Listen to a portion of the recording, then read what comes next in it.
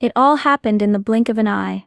One moment I was just trying to finish my report quietly at my desk, and the next, the entire office was frozen in silence as the CEO's voice cut through the air like a blade. "Is this how you expect to keep this job, pregnant or not?" he shouted, eyes blazing as they landed on me. "Do you think the company should carry your burden while you sit around doing nothing?" My heart dropped. My cheeks burned. Every eye in the room was on me, some filled with pity, others with judgment. I wanted to disappear. I wanted to scream, to defend myself, but no words came out. I swallowed the lump in my throat and stayed still, even as the humiliation washed over me like a cold storm. The room felt colder than ever, air thick with tension, silent except for the CEO's harsh words. I could feel my breath shaking, my hands clenched tight at my sides. It wasn't just the words, it was the way he said them, with so little care for how fragile I was. So little respect for the life growing inside me. No one spoke up, no one helped. Just eyes watching, some shifting uncomfortably, others avoiding my gaze completely. I was alone, but then, in the corner of the room, I noticed him. A man standing quietly, almost hidden by the shadows. He wasn't looking away or laughing like the others. His eyes were sharp, focused, watching every word, every expression. He wasn't part of this cruel scene, yet he didn't move to stop it right away. Something about him made me hold on to a tiny flicker of hope, a feeling that maybe, just maybe, this man would change everything. "I want you to understand who I am, because this wasn't just a job to me, it was my lifeline. I grew up in a small town where opportunities were scarce and dreams often felt out of reach. My parents worked hard every day, barely making enough to cover the bills. They always told me, education and a good job will change your life. So I studied, sacrificed, and finally landed this position in the city, a chance to build something better for myself and for the baby I was carrying. This job wasn't just about money, it was my hope, my future, the proof that I could do something meaningful despite where I came from. Every morning, I'd get up early, tired or not, and put on my best face. I worked late, took on extra tasks, even when my body ached from morning sickness or exhaustion. I wanted to prove that pregnancy didn't mean I was less capable. I wanted to show them all that I could keep up, maybe even excel. But the truth was, it wasn't easy. The office wasn't a friendly place, far from it. It was cold, competitive, and ruthless. Men and women alike seemed to step on each other just to climb higher, and kindness was rare. Pregnant women, they were treated like liabilities, weaknesses waiting to be exploited or discarded. I heard the whispers, the sighs when I asked for small accommodations. I saw the sideways glances when I took a little longer on breaks or came back from doctor visits.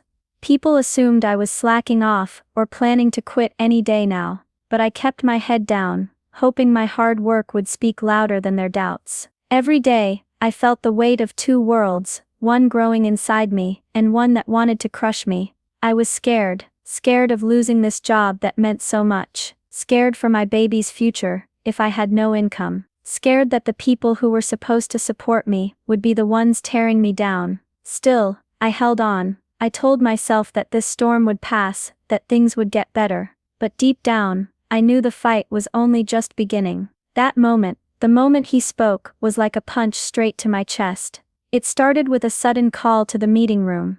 I didn't think much of it at first, maybe it was just another project update, another routine check-in. But the second I stepped inside, the atmosphere shifted. I could feel every eye on me.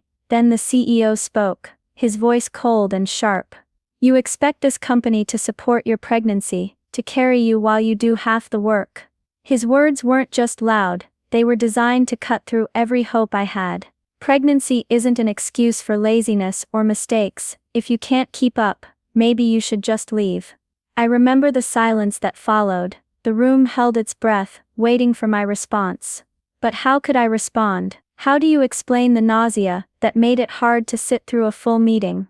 How do you defend the late nights spent double-checking every detail when your body screams for rest? Some coworkers' faces changed, shock, disbelief. Others looked away, uncomfortable. A few sneered, like they were glad to see me humiliated. I felt naked, exposed in front of people who I thought were colleagues, maybe even friends. Inside me, everything roared: anger, shame, confusion. How could someone I'd respected, who was supposed to lead, treat me like this? I wanted to yell back, to tell him that pregnancy was a gift, not a burden. That I was doing my best against all odds. But my voice was stuck, silent under the weight of his words. I was powerless. His eyes bored into me like I was nothing more than a weak link, a problem to be tossed aside. The room seemed colder, the walls closing in. I felt my cheeks flush, hot tears, threatening to fall, but I blinked them away, because crying now would only give him more satisfaction. All I could do was stand there, shrinking inside myself, wishing this nightmare would end.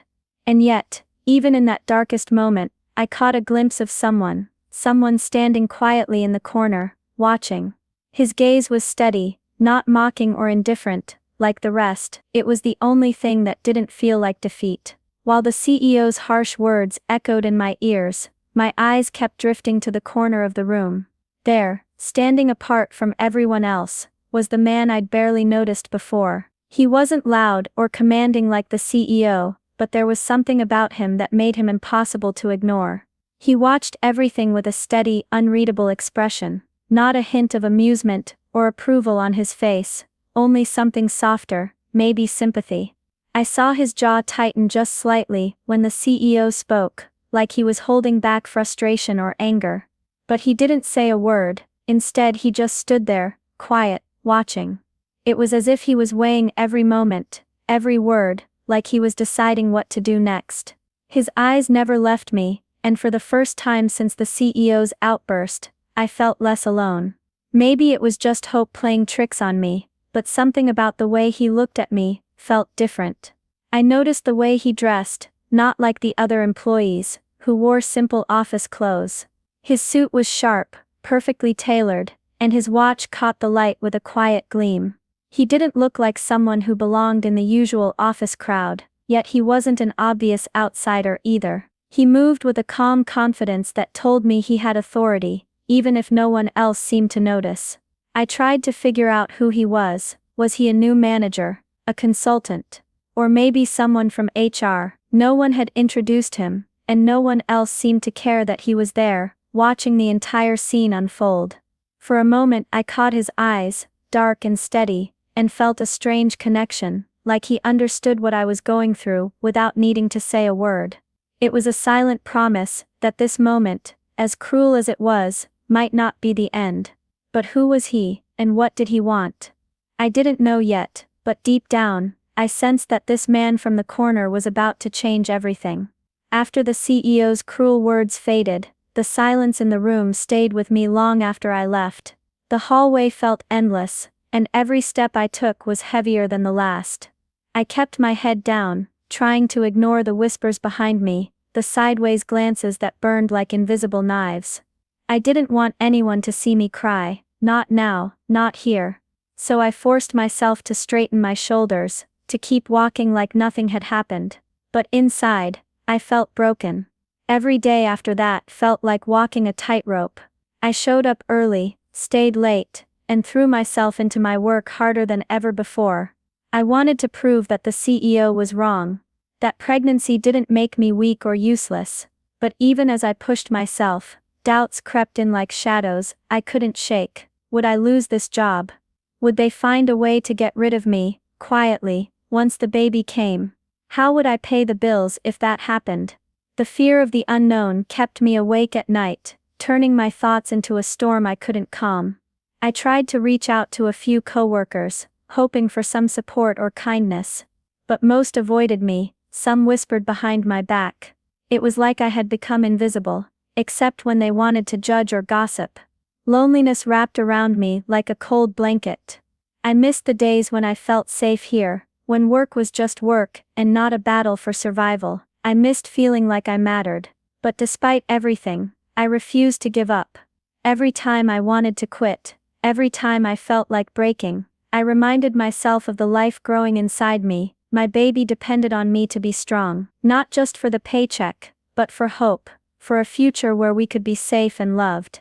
I kept my eyes open for any chance, any opportunity to turn things around. I remembered the man from the corner, the one who watched without judgment.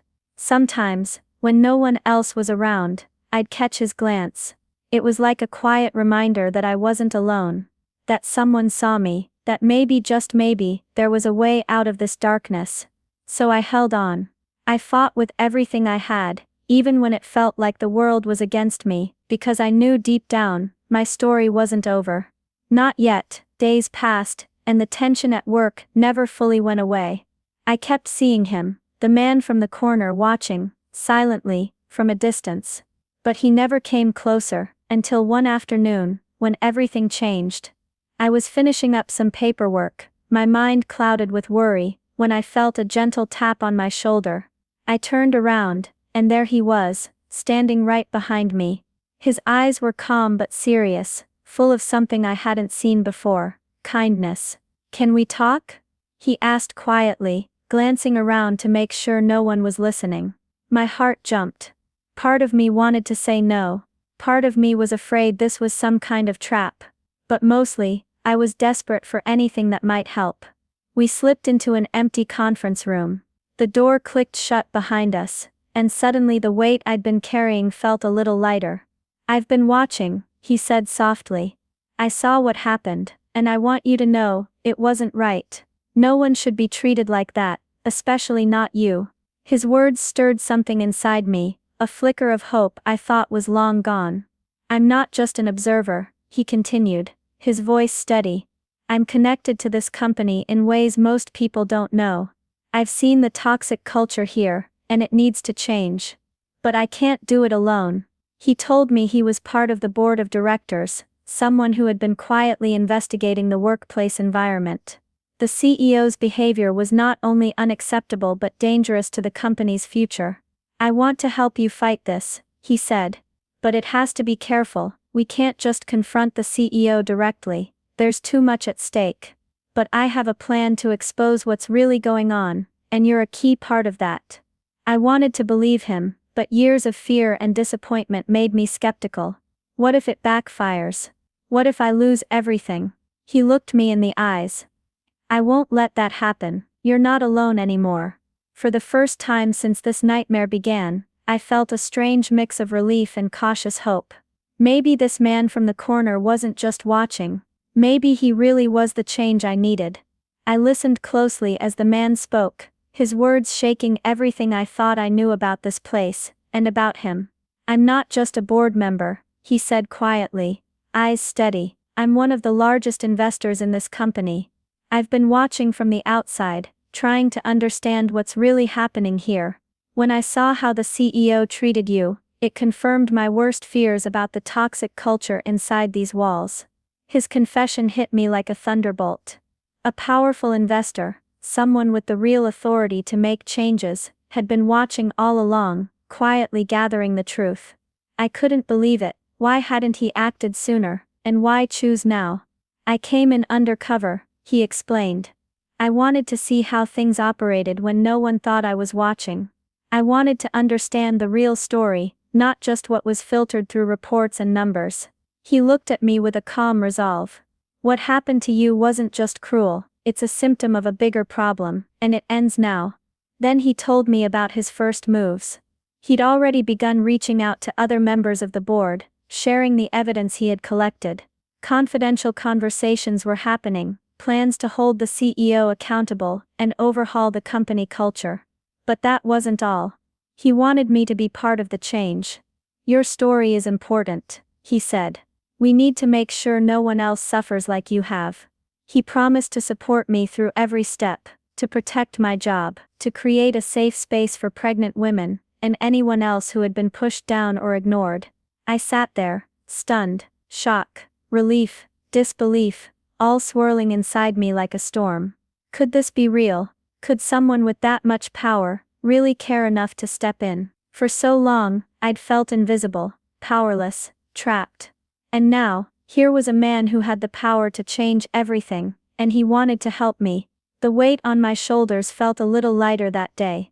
Not because the fight was over, but because I finally had an ally, someone who believed in justice, who saw me, not as a problem to be hidden away, but as a person who deserved respect and support. This was the turning point. The moment when my story stopped being just about surviving and started being about fighting back and winning. Not long after that conversation, things started to shift, quietly at first, but then with growing strength. The CEO was called into a private meeting with the board. I wasn't there, but I heard what followed, a serious confrontation about his behavior, his harsh treatment of employees, and especially how he'd humiliated me in front of everyone. His position, once untouchable, was suddenly at risk. Word spread quickly. The company announced new policies, clear protections for pregnant workers, stronger support systems, and mandatory training about respect and inclusion. The cold, cutthroat culture was beginning to thaw. I noticed the difference in the way people treated me after that. No more sideways glances or whispered doubts. Instead, I found myself receiving small gestures of kindness, even encouragement. I felt seen and valued. For the first time in months, I allowed myself to breathe easier. My fears about losing this job started to fade. I could imagine a future where I wasn't just surviving, but thriving, where my baby and I could have security and dignity. Standing up against cruelty and injustice wasn't easy, it was terrifying. But it was necessary, because silence only lets the darkness grow. I learned that one person's courage, combined with the support of those who believe in fairness, can change even the hardest situations. Now when I think back to that painful moment in the meeting room, I don't feel broken anymore. I feel stronger, I feel hopeful, and I know that this story, our story, is far from over. It's a beginning. Looking back, I realize how one moment, one act of cruelty could have broken me. But instead it became the spark that ignited a fight I never expected to fight. And what changed everything wasn't just my own courage, it was the kindness of a stranger who saw my pain and chose to stand beside me.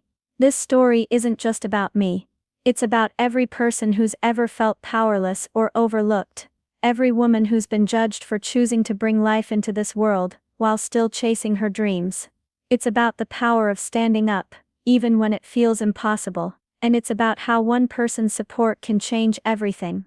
If this story touched you, if it made you feel a little less alone, or a little stronger, then please help spread this message. Like this video, share it with someone who needs to hear it, and leave a comment, because your voice matters too.